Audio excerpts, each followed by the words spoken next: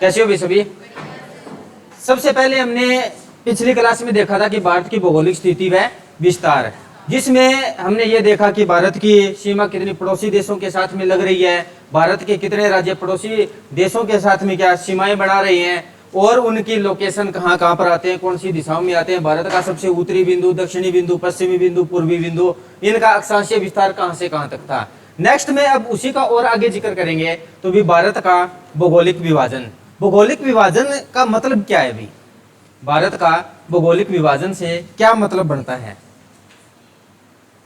भारत का भौगोलिक विभाजन यानी कि बात कहें जो ज्योग्राफी ने हमें बताया है उसी के अकॉर्डिंग उसका विभाजन कर लिया है। जो राज्य बनाए थे ये किसने बनाए थे? भी ये तो मैन मेड है, कोई ना कोई व्यक्ति के द्वारा बनाए गए हैं। लेकिन जो भौगोलिक विभाजन होगा या भौतिक विभाजन होगा वो सिर्फ और सिर्फ नेचर ने हमें दिया है, उसी को हम देखेंगे। भी क्या क्या, जैसे कि एक चंद्रमा से देखें या सैटेलाइट मैप से देखेंगे तो हमें भी भारत में भूगोल की दृष्टि से क्या क्या चीजें दिखती है। तो भारत का भौगोलिक विभाजन, तो सबसे पहले बात करना चाहेंगे कि भौगोलिक विभाजन ये किया किसने था? भी ये किया किसने था और उसके बाद कितने भागों में भारत का भौगोलिक विभाजन किया जाता है? अगर भारत का भौगोलिक विभाजन, एक संस्था आती है survey of India, survey of India, जिसका मुख्यालय कहां पे है, एग्जाम में पूछा गया, देहरादून, और जिसकी स्थापना कब हुई थी? इसकी स्थापना कब हुई थी? 1767, और ये बिहार टीचर के एग्जाम में प्रश्न पूछा गया था। इसका कार्य क्या होता है? ये संस्था क्या काम करती है? यह संस्था काम करती है भारत के भौगोलिक नक्शे तैयार करती है। एग्जाम में यह भी पूछा जाता है कि भारत में जो वो नक्शे बनाती है वह कौन सी संस्था के द्वारा बनाया जाता है? सर्वे ऑफ इंडिया, या हिंदी में बात करें तो सर्वेक्षण ऑफ इंडिया, या भारतीय सर्वेक्षण विभाग द्वारा क्या करते हैं? भी नक्शे बनाए जाते हैं। यह संस्था क्या काम करती है?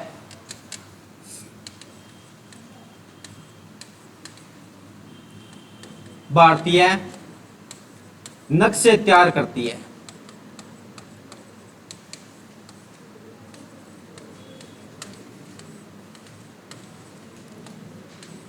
और इसी संस्था ने भारत को 4 भागों में बांटा है। भी कौन से भाग आते हैं? 4 एग्जाम में पूछ लिए जाते हैं। पहले नंबर पे आएगा हिमालय, हिमालय के बाद में सेकंड नंबर पे आएगा मैदान, मैदान के बाद थर्ड पे आएगा प्रायद्वीप, और फोर्थ नंबर पे आएगा द्वीप। इस 4 भागों में बांटते हैं सर्वे ऑफ इंडिया। जब आप सिर्फ और सिर्फ कोई सैटेलाइट मैप या चंद्रमा से देखोगे ना तो वहां पर भी भारत में क्या दिखाई देते हैं? एक तो हिमालय दिखाई देगा, मैदान दिखाई देगा, प्रायद्वीप और द्वीप। ये सिर्फ और सिर्फ नेचर की दृष्टि से देखे जाते हैं कि किसके द्वारा भारत का भौगोलिक विभाजन किया गया है? Survey of India. इसकी स्थापना, मुख्यालय कहां पे है? देहरादून में, और स्थापना कब होती है? 1767 में। इसमें सबसे पहले हम देखेंगे हिमालय। हिमालय कहां पर है? अभी हिमालय कहां पर है? ये भारत के कौन सी दिशा में आता है? उत्तर में आता है, पूर्व में आता है, पश्चिम में आता है, दक्षिण में आता है? उत्तर में आता है। थोड़ा सा एक बार इनको और भी देख लेते हैं। ये इंडिया कुछ इस प्रकार से रहेगा। ये चीजें कहां पर मिलेंगी? हिमालय अभी उत्तर दिशा में मिलेगा। अभी देखेंगे इनको ये कैसे बना है। ये यहां पर भी हिमालय का पार्ट है सारा का सारा। प्रायद्वीप, प्रायद्वीप क्या होता है? प्रायद्वीप, प्रायद्वीप का मतलब क्या है? भूमि का वह भाग जो 3 ओर से जल से घिरा, उसको हम क्या कहते हैं? प्रायद्वीप। द्वीप क्या होता है? जो चारों ओर से, भूमि का वह भाग जो चारों ओर से पानी से घिरा, उसको हम द्वीप कहते हैं। तो प्रायद्वीप हमने देखा था कि भी भारत के कितने राज्य जलीय सीमा बनाते हैं? 9 राज्य, जो गुजरात से लेकर वेस्ट बंगाल तक क्या कर रहे हैं? जलीय सीमा बना रहे हैं, यानी कि 3 ओर से जल से घिरे हुए हैं। तो ये क्या हम इसे प्रायद्वीप कह सकते हैं? यह है प्रायद्वीप। प्रायद्वीप कहां से कहां तक आएगा? कुछ इस प्रकार से प्रायद्वीप। और जो ये बीच में भाग बच जाता है उसको हम किस नाम से जानेंगे? भी ये क्या है? मैदान। और द्वीप कहां पे है? अभी द्वीप, ये द्वीप तो विशेष तौर से समुद्रों वालों का ही जिक्र किया गया है। ये अंडमान निकोबार, लक्षद्वीप, और इसी के साथ में कुछ मुख्य भूमि के साथ में भी द्वीप लगते हैं, जैसे सालसेट आ गया, और भी बहुत सारे द्वीप आते हैं। इनको जब द्वीप टॉपिक पढ़ेंगे तो भी बहुत अच्छे से डिटेल में चलेंगे।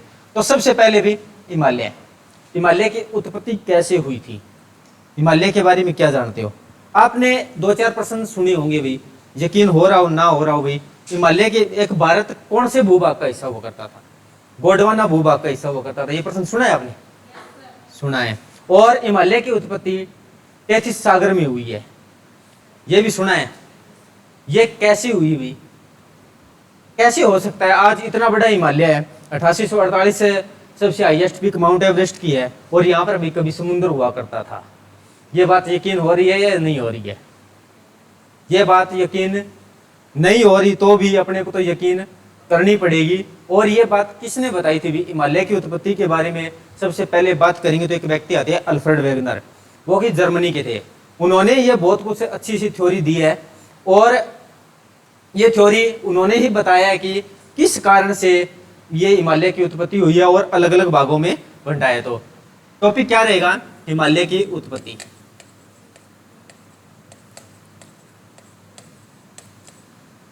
यह हिमालय का निर्माण, और किसके अनुसार बताया जाएगा? ये अल्फ्रेड वेगनर के अनुसार। अल्फ्रेड वेगनर के अनुसार। ये कहाँ के निवासी थे? जर्मनी के थे। कोई नहीं पूछेगा भाई ये कहाँ के निवासी थे, लेकिन अगर पता हो तो भी काम चल जाना चाहिए भी, थोड़ा बहुत इतना तो पता होना ही चाहिए। वे जर्मनी के निवासी थे, अल्फ्रेड वेगनर।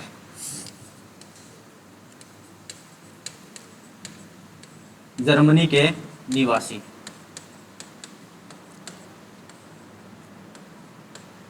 ये अल्फ्रेड वेगनर क्या बताते हैं? अभी पूरी पृथ्वी के बारे में इन्होंने बताया था। आज से लाखों करोड़ों अरबों खरबों साल पहले एक पृथ्वी था, जो आज के 7 महाद्वीप दिखाई दे रही हैं।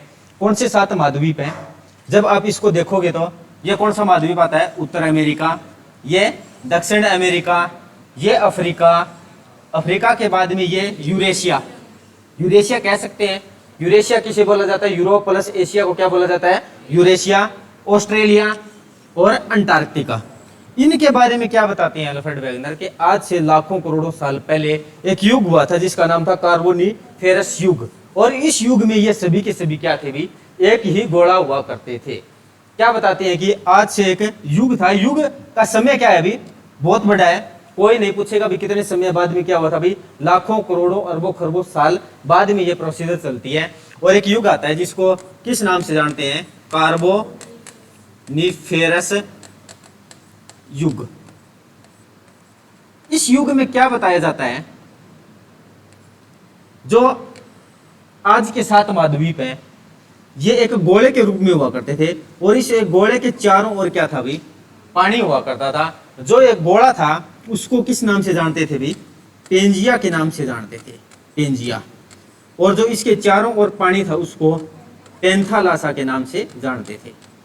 पेंथालासा। दोनों प्रश्न एग्जाम में पूछे गए हैं अभी कि कार्बोनिफेरस युग में जो एक पृथ्वी गोला हुआ करता था उसको किस नाम से जाना गया? पेंजिया के नाम से। और जो इसके चारों ओर पानी था उसको पेंथालासा के नाम से जाना जाता था। फिर क्या होता है?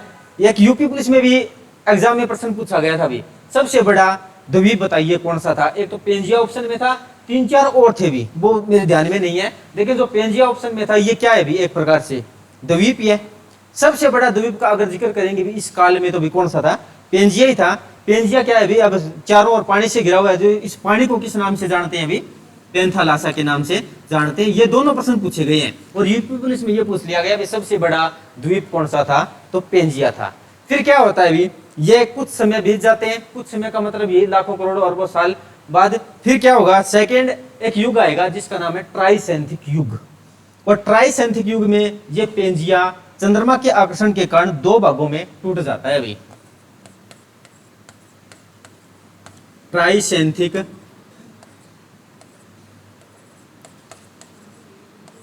युग। चंद्रमा के आकर्षण के कारण पेंजिया 2 भागों में टूट जाता है। चंद्रमा के आकर्षण के कारण, आकर्षण बल के कारण 2 भागों में टूट जाता है।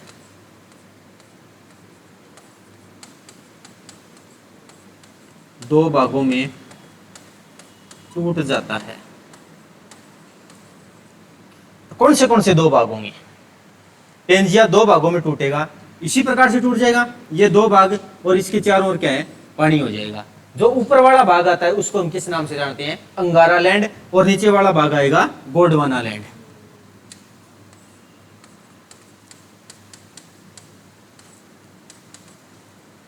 अंगारा लैंड, ये आएगा गोंडवाना लैंड।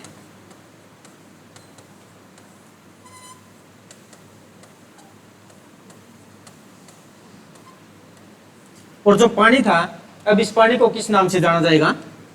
कैथिस सागर। कैथिस सागर के नाम से जाना जाता है। बातें आ रही है समझ में? कार्बोनिफेरस युग, फिर ट्राइसेंथिक युग। चंद्रमा के ट्राइसेंथिक युग में जो पेंजिया चंद्रमा के आकर्षण के कारण दो भागों में टूट गया था। एक आता है अंगारा लैंड, सेकंड आता है गोंडवाना लैंड। इनसे भी ये प्रश्न पूछे जाते हैं कि उत्तरी भाग को किस नाम से जाना गया और दक्षिणी भाग को किस नाम से जाना गया। तो उत्तरी भाग आएगा अंगारा लैंड और दक्षिणी भाग आता है गोंडवाना लैंड। अब क्या चलेगा भाई? कुछ समय और बीतेगा। समय कितना है? यही लाखों करोड़ों अरबों साल बाद क्या होगा कि ये एक युग आएगा जिसका नाम है जूरियक युग। और जूरियक युग में ये भाग फिर से क्या है भी? अलग अलग भागों में टूट जाते हैं।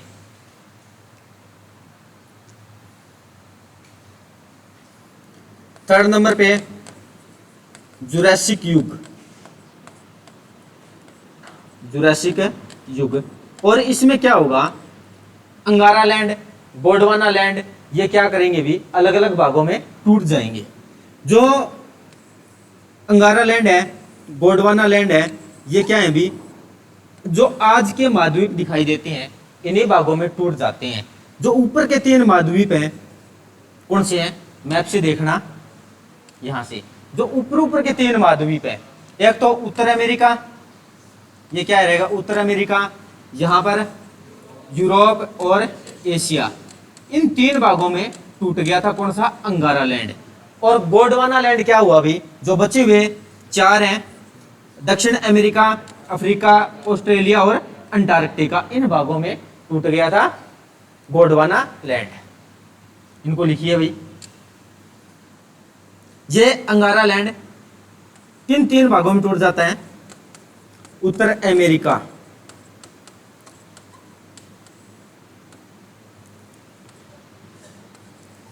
यूरोप और उसके बाद एशिया। और गोंडवाना दक्षिण अमेरिका, दक्षिण अफ्रीका,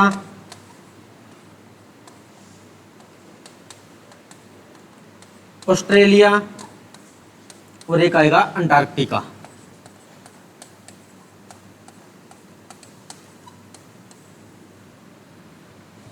ये क्या है भी? आज के वर्तमान के 7 महाद्वीप। ये कौन सा भाग आ रहा है? अंगारा लैंड।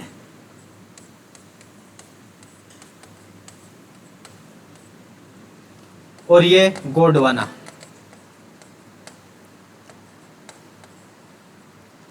ये तो चलो ठीक है। प्रश्न यहां से बढ़ते हैं कि भी भारत प्राचीन काल में या जूरासिक युग में कौन से भूभाग का हिस्सा हुआ करता था? आपने ऑप्शन देखा होगा अभी, गोंडवाना भूभाग का हिस्सा हुआ करता था। लेकिन जब हम इसमें देखेंगे तो ये क्या है भाई? यूरोप एशिया है, तो एशिया में होना चाहिए, तो भाई अंगारा लैंड भूभाग का हिस्सा होना चाहिए। प्रश्न ये दो हैं, देखे होंगे आपने। कैसे बने थे, इनके पीछे क्या कारण है, इनको अभी देख लेंगे।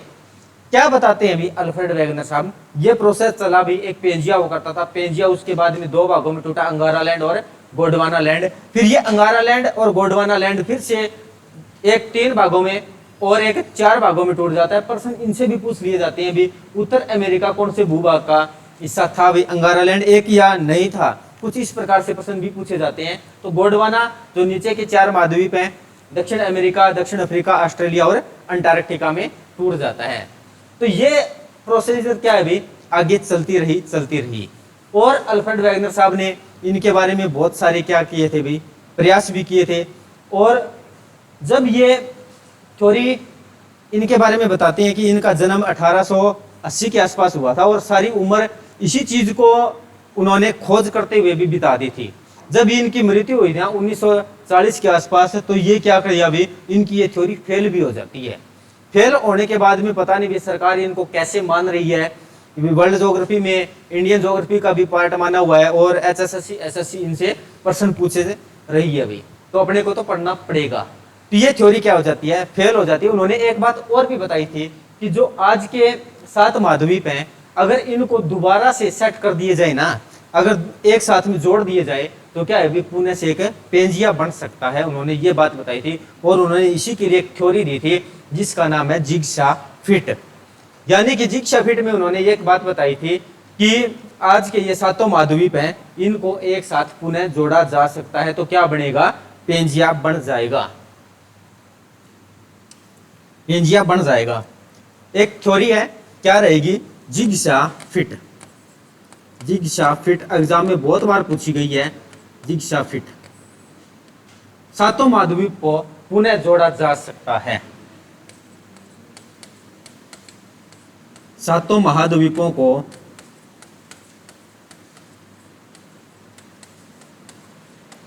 पुनः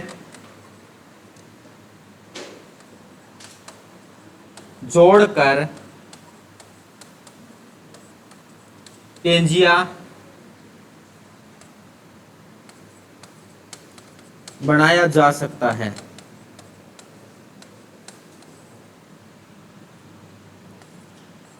ये बात कही थी उन्होंने, और कौन सी थ्योरी में कही थी, जिग्सा फिट में भी।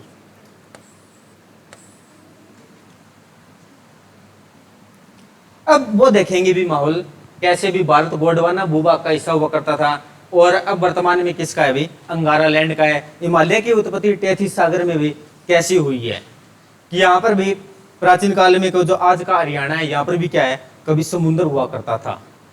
इनको देखेंगे, यकीन हो तो ठीक है, ना हो तो भी मान लेना भी कैसे हुआ था कैसे नहीं हुआ था। क्या बात बताते हैं,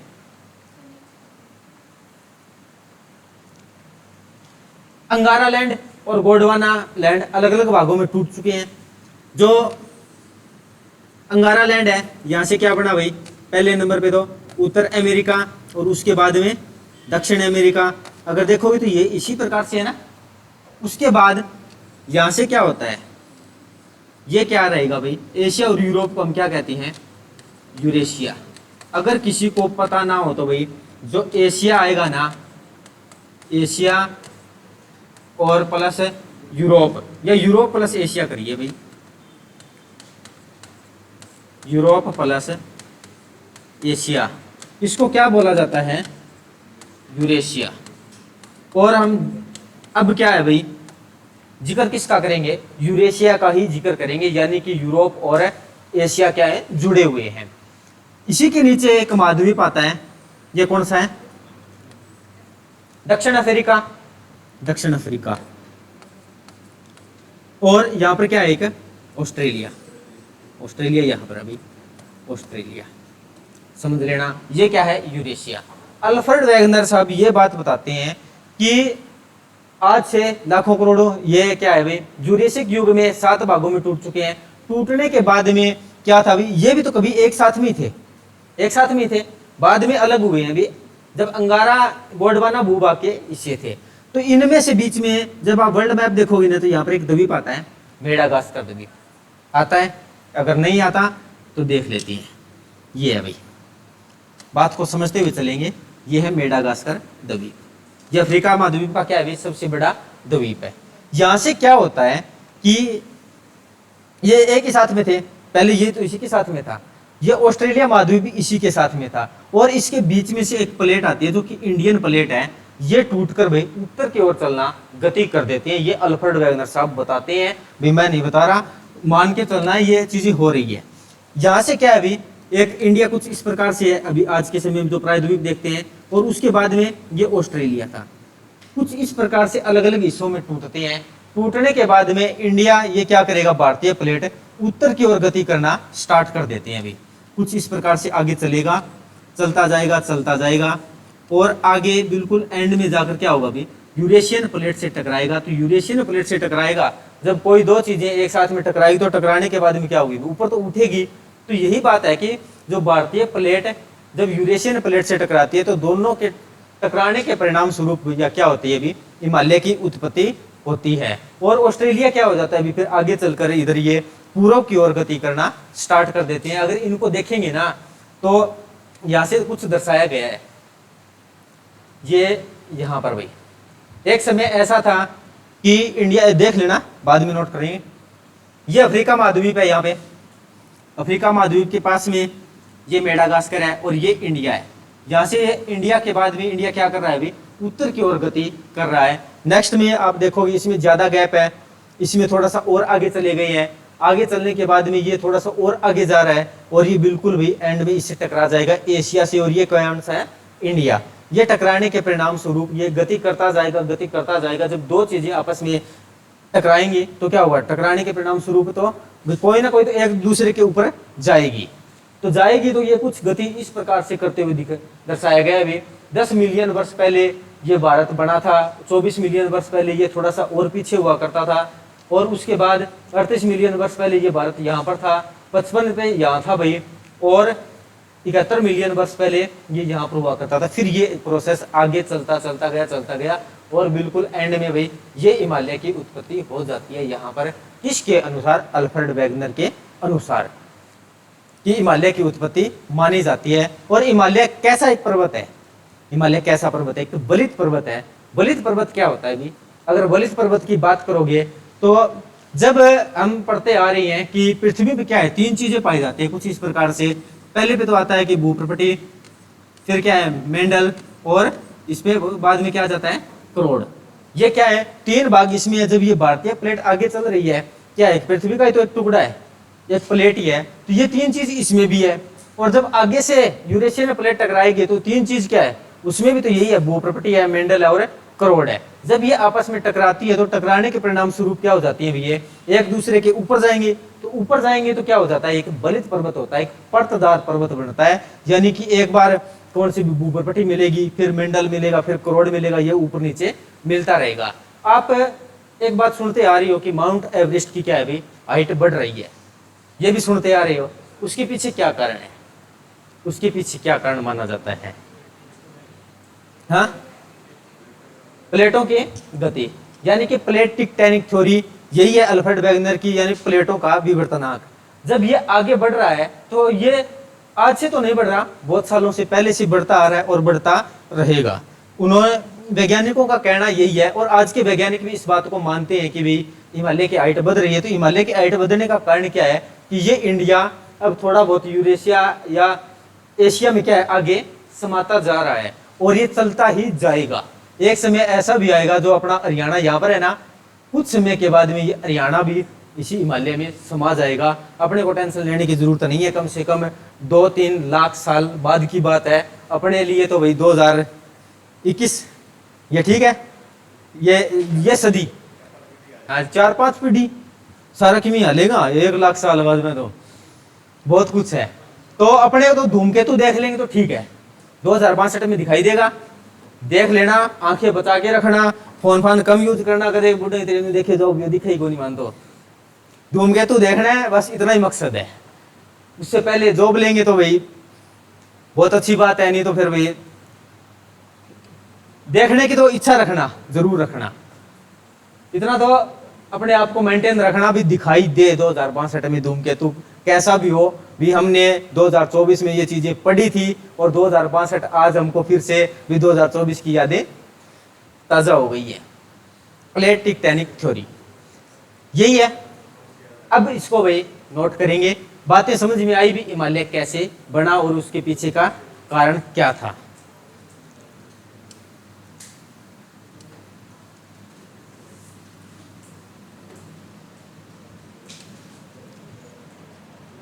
इसको भी बना लो भाई आप, ये उत्तर अमेरिका, दक्षिण अमेरिका, यूरेशिया, ये चीजें आपको थोड़ा सा भी ऊपर जाते हुए दिखाई देनी चाहिए, क्यों, कुछ पता लगे भी इस प्रकार से ये गति कर रहे थे। अपने जैसी भी अच्छी देसी पेंटिंग है, ड्राइंग है, उसको बना लीजिए भाई।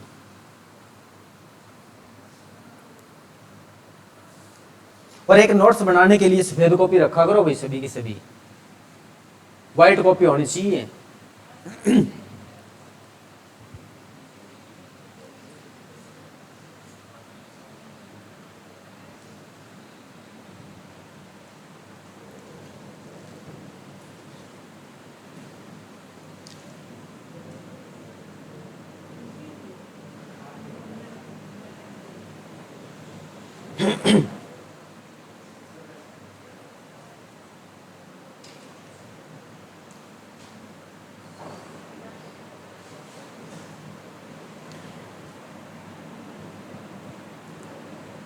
जल्दी बनाओ भाई।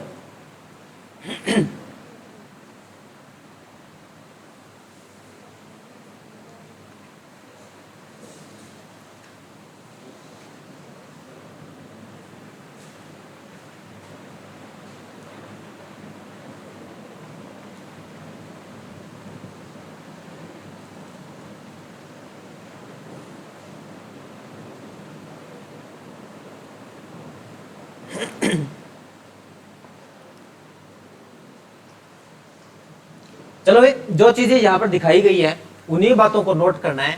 क्या नोट करेंगे कि वर्तमान समय में भारत कौन से हिस्से का है, कौन से भाग का हिस्सा है, अंगारा लैंड का हिस्सा है, जो कि या जूरासिक काल में गोंडवाना भूभाग का हिस्सा हुआ करता था, और अफ्रीका महाद्वीप से एक भारतीय प्लेट टूटकर उत्तर की ओर गति करना स्टार्ट करती है, और फिर क्या होगा, यूरेशियन प्लेट से टकराती है, जिसके परिणाम स्वरूप हिमालय की उत्पत्ति होती है या हिमालय का निर्माण होता है, जिसे हम क्या कहते हैं, वलित पर्वत के नाम से भी जानते हैं। और वलित पर्वत ये हिमालय का अभी सबसे युवा पर्वत है। भारत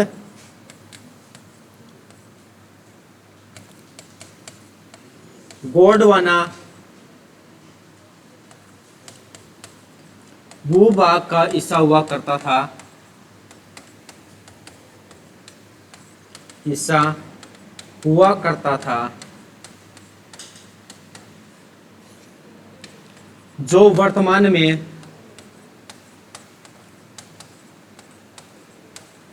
अंगारा लैंड का हिस्सा बन चुका है।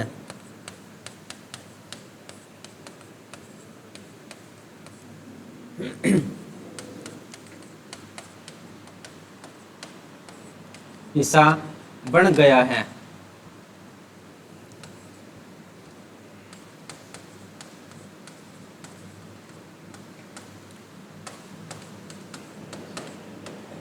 अफ्रीका महाद्वीप से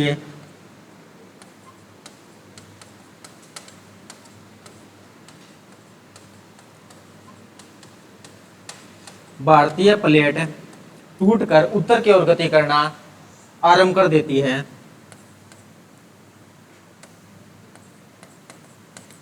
भारतीय प्लेट टूटकर उत्तर की ओर गति करना आरंभ कर देती है।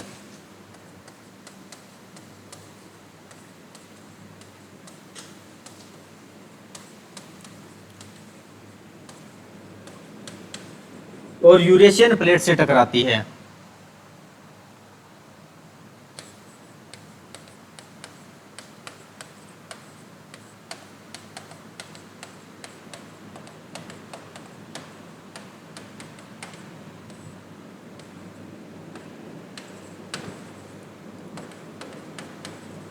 और टकराने के परिणाम स्वरूप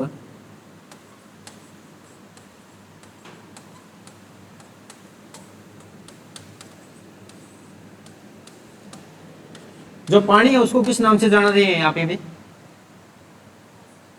टेथिस सागर, जिसके परिणाम स्वरूप टेथिस सागर में हिमालय की उत्पत्ति होती है। जिसके परिणाम स्वरूप टेथिस सागर में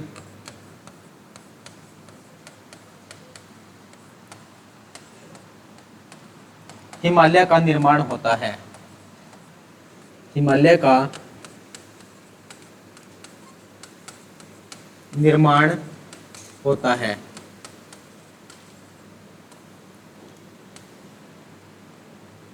और हिमालय क्या है अभी, सबसे युवा एक वलित पर्वत है, सबसे युवा एक वलित पर्वत है। हिमालय सबसे युवा वलित या पर्वतदार पर्वत है, पर्वतदार पर्वत है। अगर इसकी लंबाई की बात करेंगे तो ये कहां से कहां तक कितनी लंबाई में फैला हुआ है, ये अगर लंबाई इनको देखेंगे, जब इस मैप से देख रही है अभी कुछ इस प्रकार से ये दिखाई देगा कि अपने को हिमालय, ये मैप है और ये छठी क्लास की एनसीईआरटी का मैप है।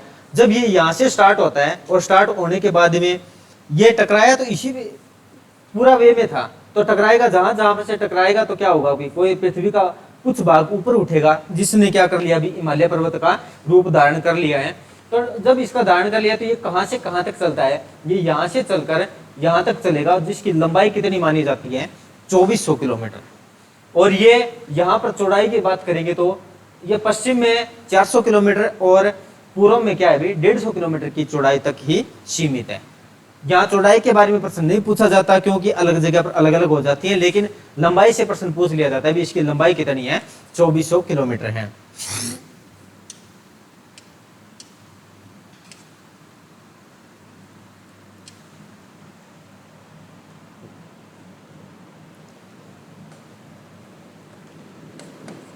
लंबाई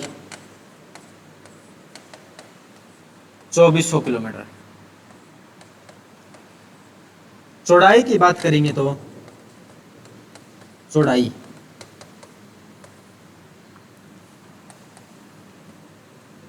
पश्चिम में कितनी है, पश्चिम में 400 किलोमीटर और पूर्व में 150 किलोमीटर तक ये फैला हुआ है। एक पर्वत कितने प्रकार के होते हैं भी, पर्वत कितने प्रकार के होते हैं, एक वलित पर्वत है जिसको फोल्ड बोलते हैं, ये फोल्ड ही है, और उसके बाद एक ब्लॉक माउंटेन भी आता है और एक आता है अपशिष्ट पर्वत। इन तीनों में फर्क क्या है भाई, इन तीनों में क्या फर्क है, तीनों का नाम सुना है आपने, नाम सुना है। ये हिमालय युवा वलित पर्वत है, तो हिमालय युवा वलित पर्वत है तो इसका निर्माण कैसे होता है अभी, और एक ब्लॉक माउंटेन है और एक अपशिष्ट पर्वत है अभी, तीनों में क्या फर्क है। अगर ये फर्क अगर अभी भी क्लियर कर लिया तो ठीक है, अभी नहीं है इसी फर्क से ही प्रश्न पूछ लिए जाते हैं बहुत बार। एक तो आएगा वलित पर्वत, सेकंड आएगा ब्लॉक पर्वत,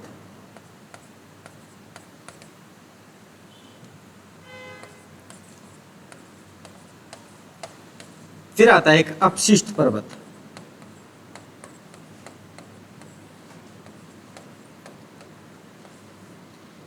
एक ज्वालामुखी पर्वत भी आता है जिसका निर्माण कैसे होता है अभी, ज्वालामुखी से होता है, वो तो आसान सही है। ज्वालामुखी का एक बेस्ट एग्जांपल था, कौन सा था, एंडीज पर्वत की एक हाईएस्ट पीक थी, एंडीज पर्वत की हाईएस्ट पीक थी कोटोपैक्सी, और कोटोपैक्सी का निर्माण किससे हुआ था, ज्वालामुखी से ही हुआ था। ये वलित पर्वत, ब्लॉक पर्वत और अपशिष्ट पर्वत, इन तीनों में फर्क क्या है भाई ये बता दीजिए। यही तीनों है।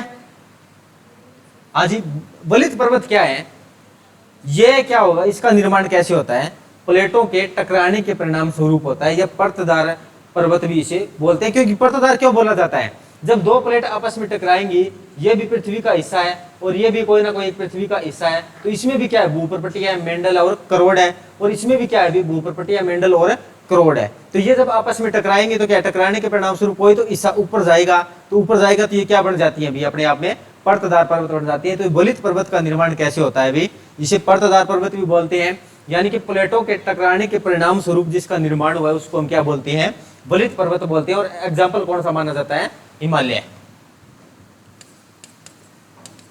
प्लेटों के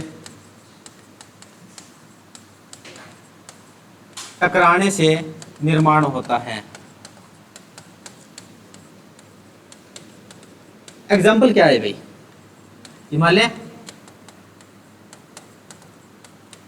यही तो इसका निर्माण किया है 1 घंटे में, और ये बिल्कुल अच्छे से समझ में आ गया है। ब्लॉक पर्वत क्या होगा अभी? ब्लॉक पर्वत, ब्लॉक पर्वत, ब्लॉक पर्वत वह होता है, थोड़ा सा देखना, ये क्या है? पृथ्वी का एक समतल हिस्सा है। अगर बाई चांस इस पे कोई बाहरी आकर्षण बल के कारण या किसी के खिंचाव या तनाव के कारण या कोई ऐसी सिचुएशन आ जाए जिससे इसके भी दो हिस्से क्या हो जाएंगे, दोनों तरफ से नीचे हो जाए, तो उसको हम क्या कहते हैं? बोले तो ये ब्लॉक पर्वत कहते हैं। क्या होगा इसका एग्जांपल? मान के चलिए कि कुछ हिस्सा यहाँ से भी किसी बाहरी आकर्षण के, चंद्रमा के आकर्षण के कारण, कोई अन्य ग्रह के आकर्षण के कारण ऊपर की ओर उठ जाए, भी या खिंचाव या तनाव के कारण ऊपर की ओर उठ जाए, या कुछ ऐसा हो जाए कि ये पृथ्वी का समांतर हिस्सा है, समतल हिस्सा है, यहाँ से आधा भाग क्या है भी नीचे की ओर आ गया और आधा भाग भी दोनों साइड से नीचे की ओर आ गया और इधर से भी, और ये बीच वाला भाग क्या है ऊपर रह गया, तो ऊपर रह गया तो ये क्या होता है? भी पर्वत ही होगा। तो इसका निर्माण कैसे हो जाता है? भी किसी बाहरी खिंचाव या तनाव के कारण होता है, या फिर भी उस पृथ्वी के दोनों भाग नीचे की ओर धस जाए और बीच में जो ऊपर खड़ा रह जाए उसको क्या भी पर्वत ही कहेंगे। तो इसका निर्माण कैसे होता है? भी ब्लॉक पर्वत होता है। और इसका एग्जाम्पल कौन सा होगा? विंध्य और सतपुड़ा। किसी बाहरी खिंचाव या तनाव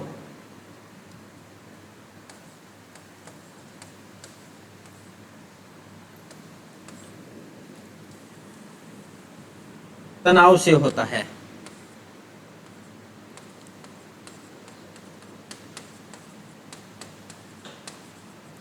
या फिर क्या हो सकता है? और पृथ्वी के दोनों सिरे नीचे की ओर धंस जाएं तो भी क्या होगा? एक पर्वत का निर्माण होगा। और ये कौन सा है? अभी बीच में से ऊपर रह जाएगा तो उससे क्या है? पर्वत का निर्माण होता है।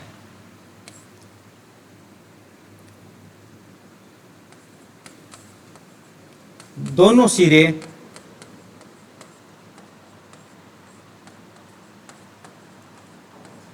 नीचे की ओर धंस जाएं, इनके एग्जाम्पल कौन से हैं? अभी विंध्य और सतपुड़ा इसके बेस्ट एग्जाम्पल हैं। अपशिष्ट पर्वत क्या होगा? अभी अपशिष्ट पर्वत, अपशिष्ट का मतलब क्या है? पुराना, बहुत ज्यादा कोई चीज पुरानी हो जाना, उसी को क्या बोलते हैं? अपशिष्ट पर्वत बोलते हैं।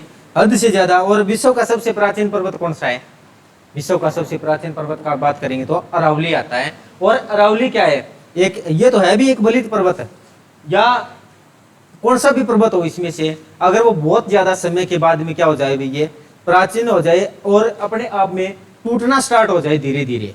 क्योंकि जब शुरुआत होती है कोई भी पत्थर पड़ा हो तो क्या है भी वो मजबूत होता है, लेकिन एक समय बहुत भी आएगा, लाखों करोड़ों वर्षों के बाद में वो धीरे धीरे क्या है? टूटना स्टार्ट हो जाता है। तो उसको हम क्या कहते हैं? अपशिष्ट पर्वत, भाई पुराना पर्वत। और इसका एग्जाम्पल है अरावली।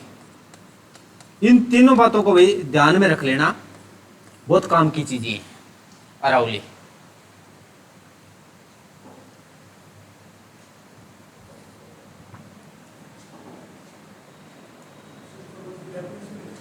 क्या चीज? ये क्या है कि कौन सा भी पर्वत हो, बलित पर्वत हो या ब्लॉक पर्वत हो, जब बहुत लंबे समय के बाद में भी टूटना स्टार्ट हो जाए तो उसको क्या कहते हैं? अपशिष्ट पर्वत कहते हैं। ये डेफिनेशन है। इसका बेस्ट एग्जांपल अरावली है।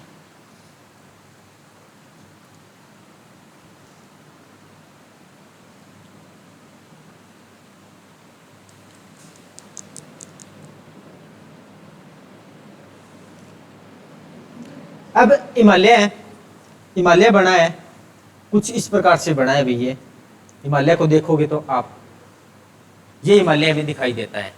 अब हिमालय क्या है भाई, कैसे बना है, इनको थोड़ा सा एक जस्ट 2 मिनट में और देख लेते हैं। ये यूरेशियन प्लेट थी और इंडियन प्लेट क्या है भाई, नीचे से ऊपर की ओर आ रही थी। ये आई और टकराया, टकराने के परिणाम स्वरूप क्या है भाई, कोई हिस्सा ऊपर की ओर उठ गया। जैसे यहां से ये टकरा गया भाई, टकराने के परिणाम स्वरूप क्या है, ये हिस्सा ऊपर की ओर उठा।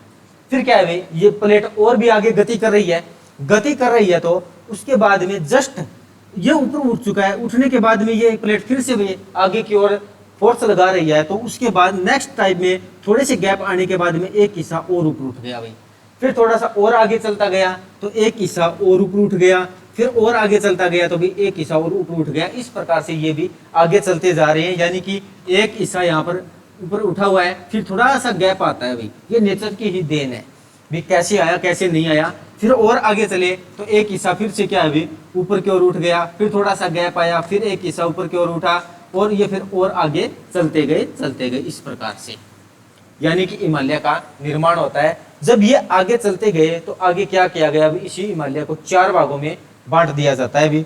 4 भाग कौन से आते हैं, 4 भाग जब आप इसमें देखोगे तो ये जो 4 भाग हैं, आपने नाम सुना होगा, तो ट्रांस हिमालय, ट्रांस हिमालय का नाम सुना है जी। तो ट्रांस हिमालय यहाँ पर जो ऊपर के 3 हिस्से उठे हुए हैं, यहाँ पर जो आपको दिखाई दे रही हैं, कौन से, एक तो आ रहा है काराकोरम, एक आ रहा है लद्दाख, और एक जास्कर, और यहीं पर एक भाई भारत से बाहर आता है, एक कैलाश पर्वत का भी नाम सुना होगा आपने, कैलाश पर्वत। यहाँ पर ट्रांस हिमालय, ट्रांस हिमालय के बाद में जो ये पीले कलर में आपको दिखाई दे रहा है, ये क्या है भाई, ट्रांस हिमालय के बाद में महान हिमालय, महान हिमालय के बाद में मध्य हिमालय, मध्य हिमालय के बाद में शिवालिक। ये क्या है भाई, इस प्रकार से आगे चलते गए भाई। तो कितने भागों में बांटा गया है हिमालय को, 4 भागों में। पहले नंबर पे आता है ट्रांस, महान, मध्य और शिवालिक। जो ये 4 भाग आ रही हैं, कौन से पता होना चाहिए। बहुत बार एग्जाम में इतना ही सीक्वेंस में लगा लेता है कि उत्तर से दक्षिण की ओर इन्हें क्रम में लगाइए, तो भाई कौन से भाग आते हैं। एक तो ये ग्रेट हिमालय यहाँ पर दिखाई दे रहा है, ये हिमाद्री, ये इनके अलग नाम है, शिवालिक रेंज है। तो कौन से 4 भाग आ रही हैं, जब आप इस मैप से देखोगे तो भाई यहाँ पर आपको अच्छे से दिखाई देंगे। ये ऊपर के 4 भाग हैं, यहाँ पर ये कैलाश पर्वत, इतने में इसको किस नाम से जाना जाता है, ट्रांस हिमालय के। और जो आगे की ये लाइन, ये अब तो ड्रा की गई है, लेकिन एक्चुअली में कैसी है भी, ये ऊंची नीची, यानी कि ये पहाड़ी रूप में बनी हुई है। यहाँ पर सेकंड में कौन सा आ रहा है, ये महान, और फिर ये मध्य हिमालय। मध्य हिमालय जो आपको दिखाई दे रहा है, कुछ इस प्रकार से दिखाई दे रहा है कि ये बीच में से टूटा हुआ है, इनके बीच में ज्यादा गैप आ जाता है, इसलिए इसे एस्ट्रिथ रेंज भी बोला जाता है, जब इनके बारे में और ज्यादा आगे देखेंगे। और शिवालिक एंड में। तो कितने भागों में बांटा गया है, 4 भागों में। कौन से भाग आते हैं उनको भी नोट करिए, और क्या प्रश्न पूछे जाते हैं वो भी देखेंगे। हिमालय को 4 भागों में, पहले नंबर पे आएगा ट्रांस हिमालय, ट्रांस हिमालय के बाद में सेकंड पे महान हिमालय,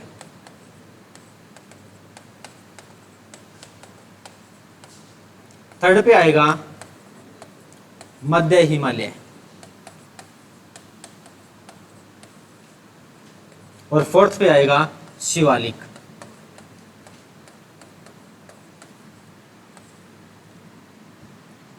ये तो चलो ठीक है, अभी हमने इसको बांट दिया, ये हिमालय यहाँ पर है, कुछ इस प्रकार से ये बढ़ता जा रहा है।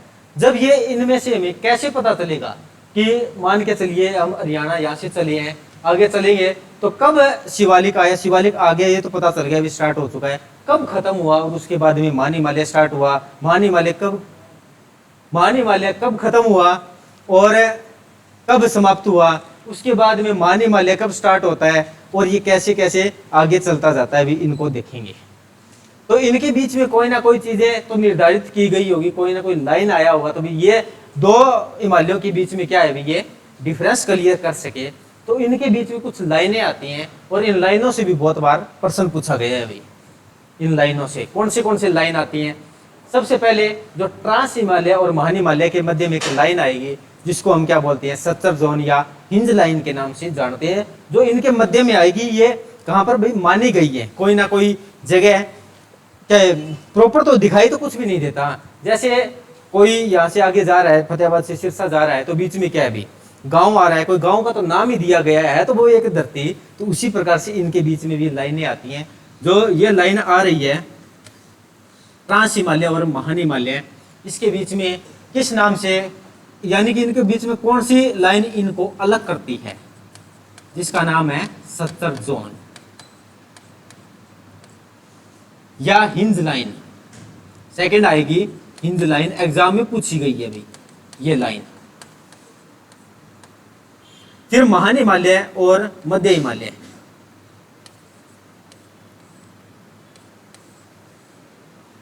यहां पर मैन सेंट्रल थ्रस्ट,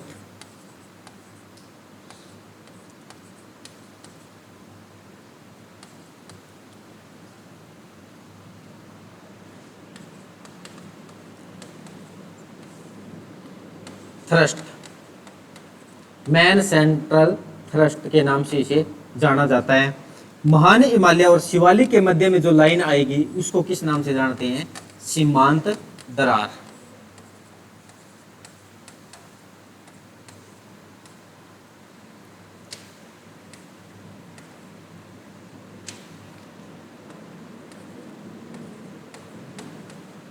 सीमांत दरार, तीनों लाइन है, इनको याद रखना भाई, बिल्कुल नॉर्मल सी बात है, कोई ज्यादा मुश्किल वाली बात भी नहीं है। हम क्या है अभी शिवालिक के जस्ट दक्षिण में है हरियाणा। यहाँ पे जब हरियाणा से उत्तर की ओर चलेंगे तो सबसे पहले कौन सी पहाड़ी आती है? शिवालिक आती है। मोरनी की जो पहाड़ी है, मोरनी हिल स्टेशन है जो पंचकूला का, ये कौन से पहाड़ी का हिस्सा है? शिवालिक का ही है। तो जब हम यहाँ से ऊपर की ओर जा रहे हैं तो पहाड़ों के बीच में क्या है? पुल बने होते हैं, कोई जा रहे हैं, पुल बने हो रहे हैं, तो जब वहां से हम देखते हैं तो क्या दिखाई देता है? अभी एक प्रकार से में दरार दिखाई देती है, बहुत बड़ी बड़ी। तो दरार दिखाई दे रही है तो क्या आ रहा है? अभी शिवालिक के ऊपर जब जा रहे हैं तो स्टार्ट में क्या दिखाई देगी? दरार। तो यानी कि मध्य हिमालय और शिवालिक के बीच में क्या आ जाती है? अभी सीमांत दरार। और उसके बाद में जो वर्ड आ रहा है ये तीनों के बीच में ही आ रहा है। सेंटर कहाँ पे आता है? सेंटर बीच में आता है, तो क्या है लिखा हुआ है? Man central thrust. तो यानी कि ये महान हिमालय और मध्य हिमालय को अलग कर रहा है। नेक्स्ट में क्या है अभी? सत्तर जोन या हिंज लाइन। ये जो एक ही तो लाइन बची है ये कहां पर आ रही है? ट्रांस हिमालय और महान हिमालय के मध्य इनको अलग कर रही है।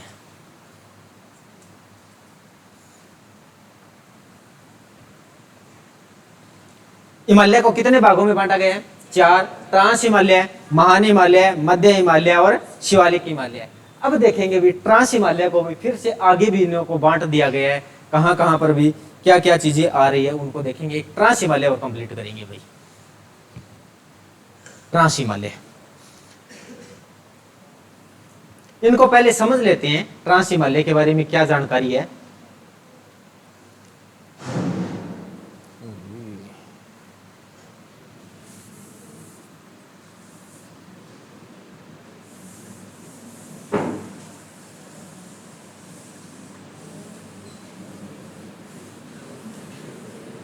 ट्रांस हिमालय, ट्रांस हिमालय में 4 पर्वतों के भाग आएंगे। कौन से भाग आते हैं? सबसे पहले आएगा काराकोरम, काराकोरम के बाद में लद्दाख, लद्दाख के बाद में जास्कर और जास्कर के बाद में आएगा कैलाश पर्वत। ये 4 भाग आते हैं और चारों भागों से भी प्रश्न पूछे जाते हैं भी। ये कौन से हिस्से में आ रहे हैं?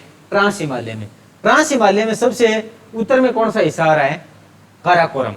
जब ये काराकोरम यहाँ पर सबसे पहले टकराया होगा, ये हिस्सा सबसे पहले टकराया ट्रांस हिमालय, तो ट्रांस हिमालय टकराया है तो इन चारों हिस्सों में क्या है? सबसे प्राचीन है, क्योंकि इसका निर्माण सबसे पहले ही हुआ है, बाद में तो वो नहीं हुआ। बाद में तो क्या है? शिवालिक है और आगे चलती जा रही है, चलती जा रही है, तो वे ट्रांस हिमालय क्या आ जाता है? सबसे प्राचीन आता है। फिर काराकोरम आता है, काराकोरम। और ये काराकोरम श्रेणी क्या कर रही है भाई? यहाँ पर एक पामीर का पठार है, पामीर की ग्रंथि भी बोलते हैं, पामीर का पठार, इससे ये टकराती है। जब ये हिस्सा यहाँ पर आ रहा था, जब इस मैप से देख रही हैं हम, क्या है भाई? ये हिस्सा यहाँ पर आ रहा है तो ये अलग ही था, कभी इस एशिया से तो जुड़ा ही नहीं था, जुड़ा ही नहीं। तो जुड़ने के बाद में सबसे पहले कौन से हिमालय का निर्माण हुआ? ट्रांस का। और ट्रांस में कौन से हिमालय का निर्माण होता है अभी? काराकोरम का। काराकोरम में क्या है अभी? काराकोरम सबसे ऊपर में स्थित है। काराकोरम, लद्दाख, जास्कर और कैलाश, ये 4 हिस्से बने हुए हैं। तो ये सबसे ऊपर बना हुआ है कौन सा? काराकोरम। तो काराकोरम सबसे ऊपर बना हुआ है तो सबसे पहले निर्माण काराकोरम का ही होता है। तो काराकोरम का निर्माण होता है तो इसको क्या बोला जाता है? एशिया की रीढ़ बोला जाता है। रीढ़ की हड्डी क्या काम करती है? सारी हड्डियों को जोड़ के रखने का काम कर रही है। तो उसी प्रकार से काराकोरम भी क्या कर रही है? अभी एशिया को, इस भारत को क्या कर रही है? यूरेशिया से जोड़ रही है, एशिया से जोड़ रही है। तो इसे क्या बोला जाता है? रीढ़ की हड्डी कहा जाता है। जब ये चारों इससे आ रहे हैं तो इनकी एवरेज हाइट भी आती है। अभी एवरेज हाइट कितनी आएगी इसकी? 6000 मीटर आएगी। लंबाई चौड़ाई नॉर्मल से कोई पूछेगा नहीं, तो और भी देख लेंगे। हेडिंग डालिए भी, आप लोग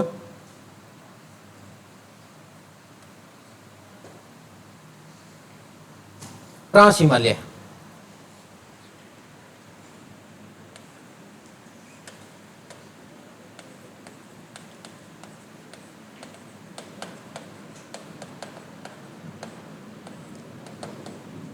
ट्रांस हिमालय सबसे पहले भाई इसकी औसत ऊंचाई पूछी जाती है, एवरेज हाइट।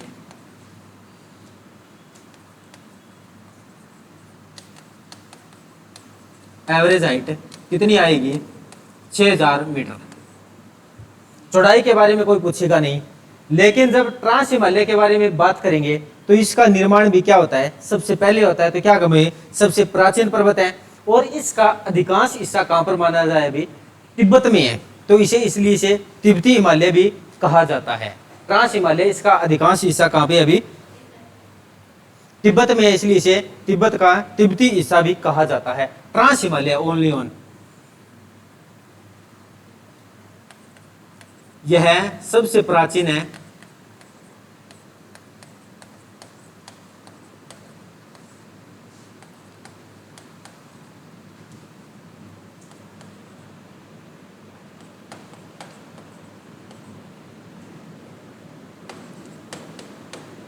सबसे प्राचीन भाग है, इसका अधिकांश भाग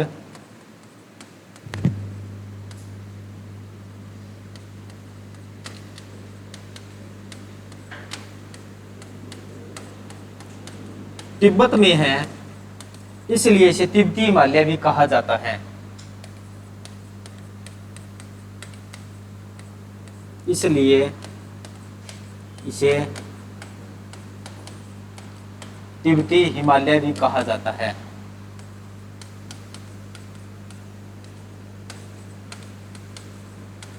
हिमालय भी कहा जाता है, ये नॉर्मल सी बात है, अभी पता होना चाहिए।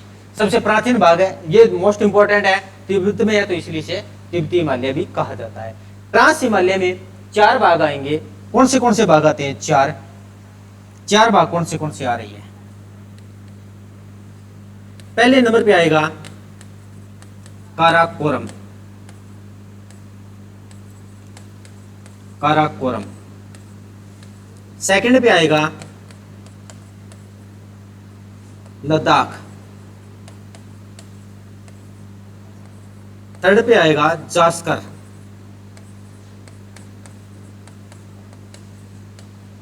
और फोर्थ पे आता है कैलाश।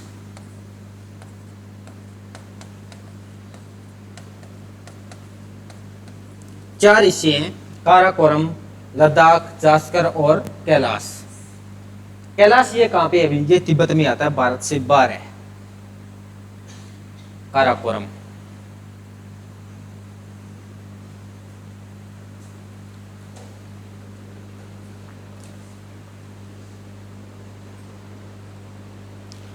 इनमें से 1-2 बातें हैं कैलाश के बारे में, यहीं से नोट कर लेते हैं। एक ही फैक्ट आता है, कोई ज्यादा नहीं आएगा।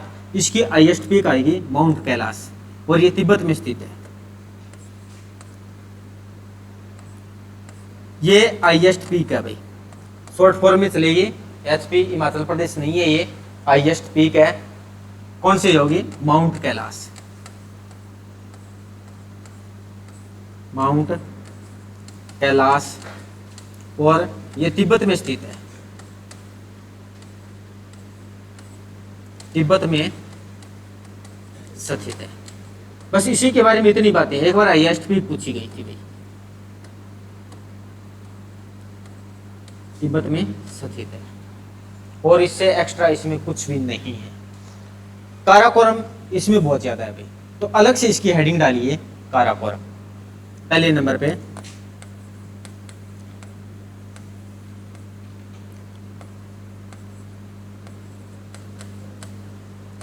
काराकोरम। आज तो ये बोर्ड बहुत परेशान कर रहा है। काराकोरम,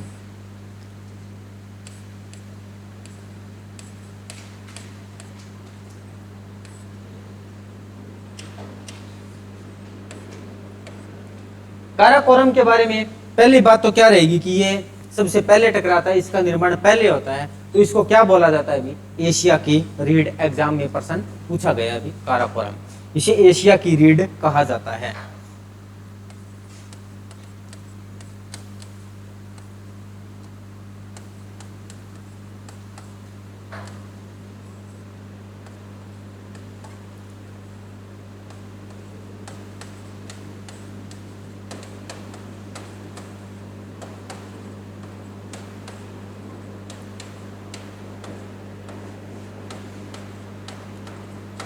भारत की सबसे ऊंची चोटी कौन सी है? भारत की सबसे ऊंची चोटी माउंट एवरेस्ट तो विश्व की है, जो कि नेपाल में है। भारत की सबसे ऊंची चोटी कौन सी है? कौन सी आती है? केटू। केटू ही, चलो ठीक है अभी, कौन सी आती है सबसे ऊंची चोटी? केटू। कुछ इसी प्रकार से इसको नोट करते हैं, केटू। ये इसका अन्य नाम भी आता है एक, क्या नाम आता है? गॉडविन ऑस्टिन के नाम से भी इसे जानते हैं। तो ये K2 ही इसे क्यों लिया गया, अभी क्या कारण हो सकता है?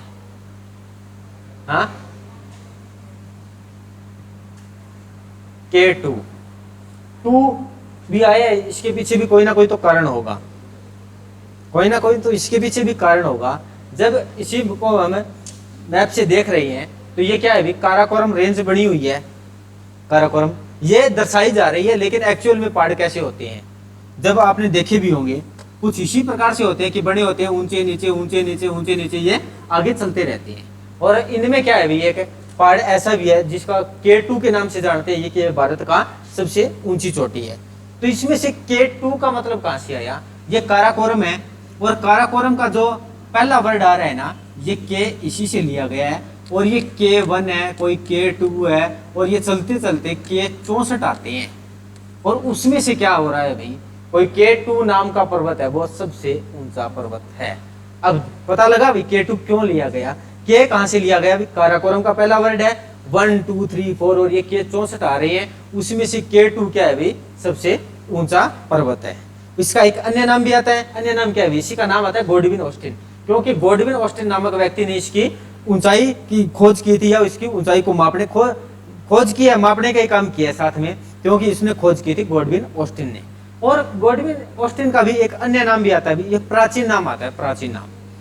प्राचीन नाम क्या आएगा? गौरीनंदा पर्वत। जब उसी प्रकार से जो ये काराकोरम है, काराकोरम, ये तो काराकोरम आज का क्या है, अंग्रेजी का नाम है। कोई प्राचीन ग्रंथों में ऋषि मुनियों के द्वारा भी क्या है, पहाड़ों पर ही रहते थे वो भी, तो इसका प्राचीन नाम भी पूछ लिया जाता है, इसका प्राचीन नाम क्या है? काराकोरम का प्राचीन नाम, इसका कैसे काराकोरम, कैसे कृष्णागिरी, बहुत बार एग्जाम में पूछा गया है भी काराकोरम का प्राचीन नाम।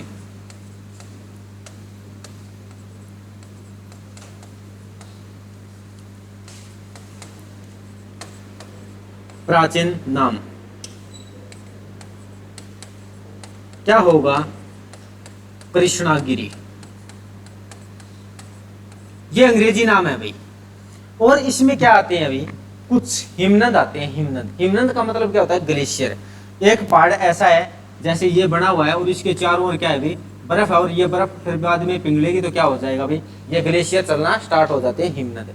कौन से हिमनद आते हैं? इसमें से बहुत सारे हिमनद आएंगे, लेकिन एग्जाम में इसी श्रेणी में आ रही है, क्योंकि ये श्रेणी क्या है भाई, अधिकांश भाग ये बर्फ से ही ढका हुआ है, ये बिल्कुल भी बर्फ से ढका हुआ है। तो काराकोरम श्रेणी में कुछ प्रमुख हिमनद आते हैं। कौन से आते हैं? सबसे पहले हिस्पर, बियाफो, K2, वोल्टेरो और बियाफो, प्रमुख हिमनद। प्रमुख हिमनद या ग्लेशियर, प्रमुख हिमनद कौन से आएंगे? हिस्पर, बियाफो,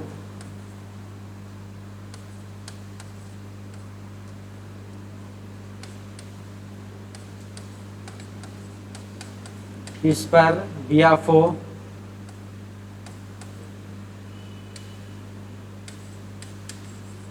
K2,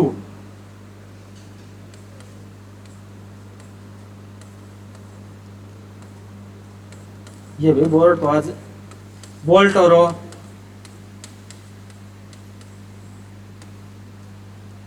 एक और रहता है भाई, हिस्पर, बियाफो, K2, बोल्टेरो,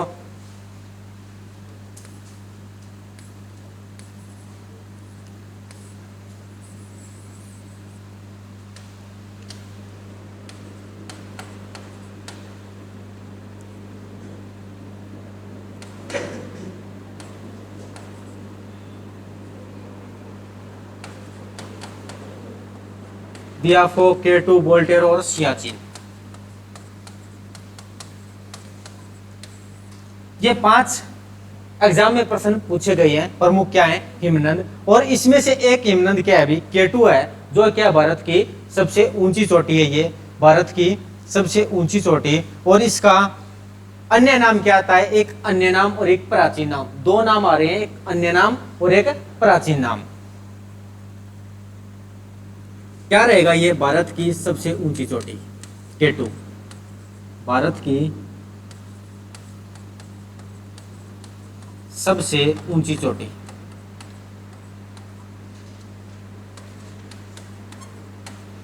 फिर क्या आएगा? एक अन्य नाम आएगा इसका, अन्य नाम गॉडविन ऑस्टिन।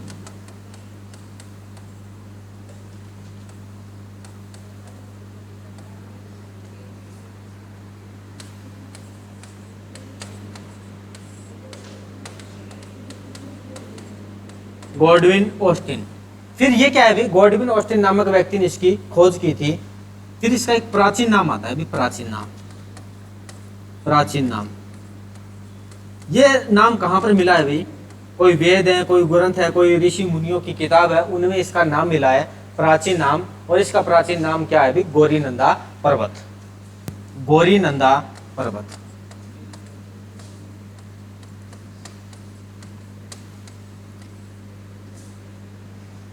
प्राचीन नाम गौरीनंदा पर्वत। इस पर बियाफो, K2, बोल्टेरो, सियाचिन। और सियाचिन से भी प्रश्न पूछा जाता है कि भारत का सबसे बड़ा हिमनद कौन सा है? ग्लेशियर कौन सा है? सियाचिन। भारत का सबसे बड़ा हिमनद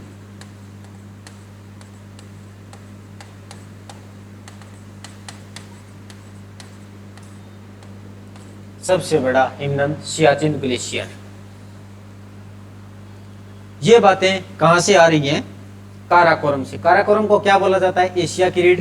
इसका प्राचीन नाम क्या होगा? कृष्णागिरी। इसमें कुछ प्रमुख हिमनद आते हैं, बोल्टेरो, हिस्पर, K2, बियाफो और सियाचिन। और K2 क्या है? इसमें भारत की सबसे ऊंची चोटी। इसका अन्य नाम गॉडविन ऑस्टिन और प्राचीन नाम गौरीनंदा पर्वत। सियाचिन से क्या रहेगा कि भारत का सबसे बड़ा हिमनद है। सियाचिन क्या है? भारत का सबसे बड़ा हिमनद। यही जानकारी काराकोरम श्रेणी से है।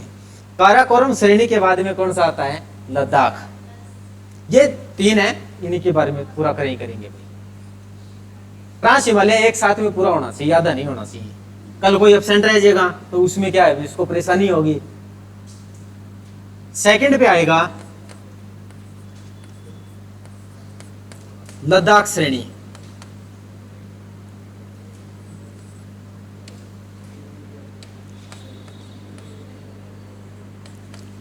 लद्दाख श्रेणी।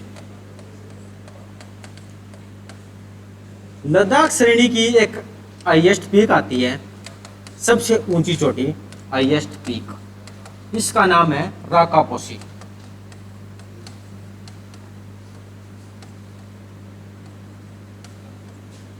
राकापोसी। और इस राकापोसी की एक खास बात है भाई, बहुत बड़ी खास बात है कि ये राकापोसी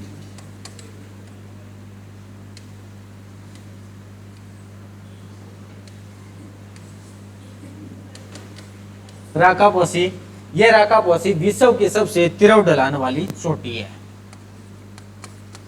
विश्व की सबसे तीव्र ढलान वाली चोटी। एग्जाम में पूछ लिया जाता है।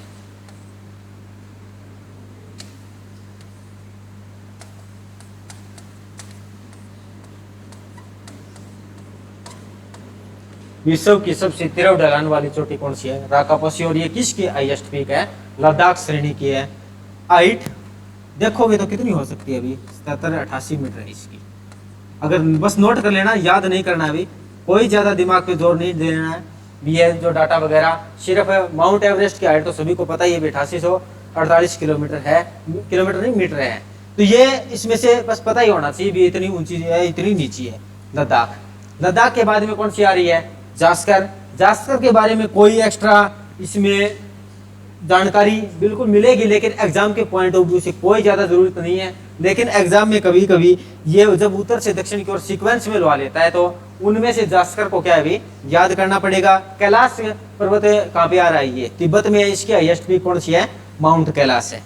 माउंट कैलाश के बाद में और इसमें क्या मिल रहा है अभी, कुछ नहीं मिल रहा। लेकिन लद्दाख में क्या आता है अभी, ये भारत का सबसे ठंडा क्या है अभी, मरुस्थल है ये। इससे भी ये प्रश्न पूछा जाता है। लद्दाख श्रेणी, लद्दाख में क्या है अभी, भारत का सबसे ठंडा मरुस्थल, भारत का सबसे ठंडा मरुस्थल। मरुस्थल का मतलब क्या होता है, मरुस्थल, मरुस्थल का मतलब ये राजस्थानी है क्या या और कुछ है। भारत का सबसे ठंडा मरुस्थल कहाँ पे अभी, लद्दाख में है। और भारत में सबसे कम वर्षा भी कहाँ पर होती है, लद्दाख में होती है। कितनी होती है, 9 से 10 सेंटीमीटर ही होती है। सबसे ठंडा मरुस्थल और भारत में सबसे कम वर्षा लद्दाख में होती है।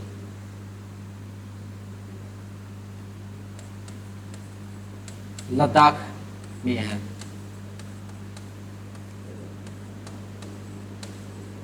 और लद्दाख में भी सबसे कम वर्षा भारत में। क्या कारण है अभी यहाँ पे सबसे कम वर्षा होती है, सबसे कम वर्षा 9 से 10 सेंटीमीटर। क्या कारण है अभी लद्दाख में सबसे कम वर्षा होती है,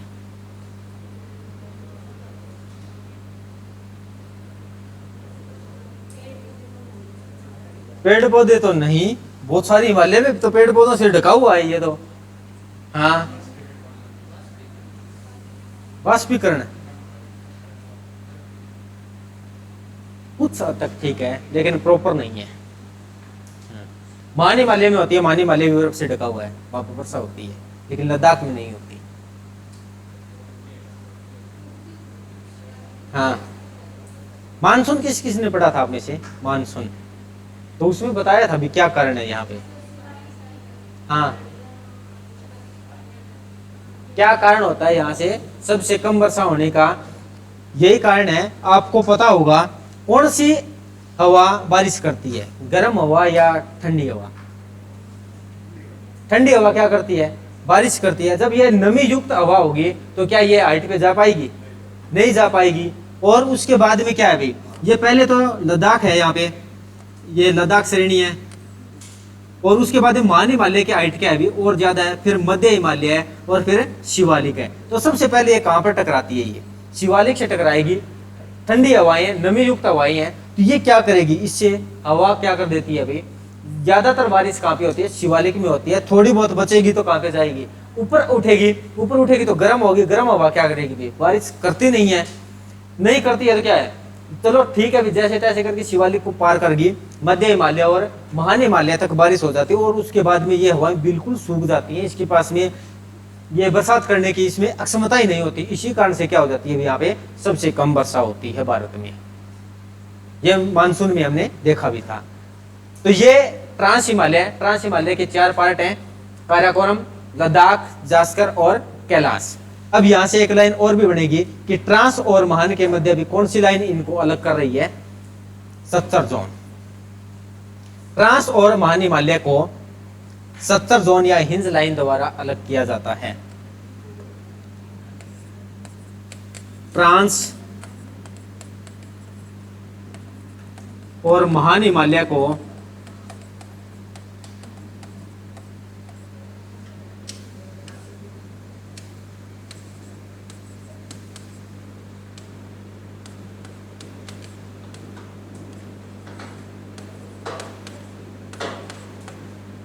ये लिख लो भाई, 70 जोन या हिंज लाइन द्वारा अलग किया जाता है।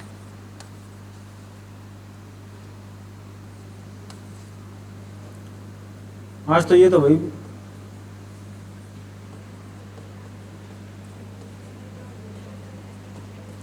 सत्तर जोन या हिंज लाइन द्वारा अलग किया जाता है। लाइन द्वारा